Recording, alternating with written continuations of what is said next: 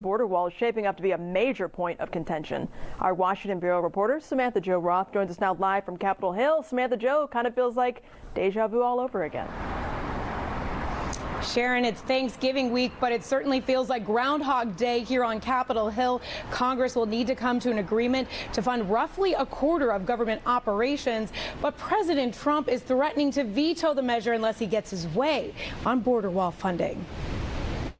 With the midterm elections in the rearview mirror, members will return to Capitol Hill after the Thanksgiving holiday to a battle over funding for President Trump's border wall. When you look at the mess, when you look at the people coming in, this would be a very good time to do a shutdown. With the deadline for a partial government shutdown looming, negotiations appear to have stalled. President Trump is calling on Congress to appropriate at least $5 billion for his border wall, but Senate Democrats are not on board. It really is meaningless, regardless of who prevails. Immigration attorney Leon Fresco says the discrepancies in dollar amounts for the wall may not be a fight worth having for either side. Whether you end up funding the wall at $2 billion or $5 billion, you might have a difference of 10 miles of actual wall built on a 2,000-mile border. Meanwhile, both lawmakers and the president keep saying immigration laws need a major overhaul. But experts say bipartisan movement won't likely happen until the 100th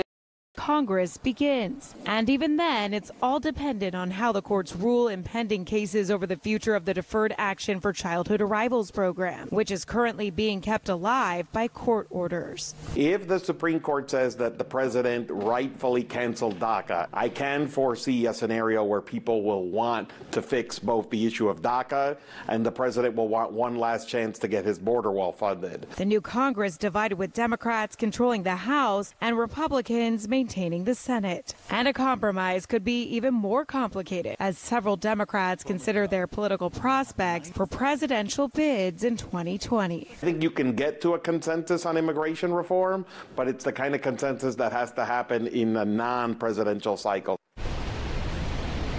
Now, Fresco says that President Trump is much more likely to get comprehensive immigration reform in the 5th or 6th year of his term. That is, if he is reelected for a second term. For now, we are live on Capitol Hill. Samantha-Jo, Spectrum News 13.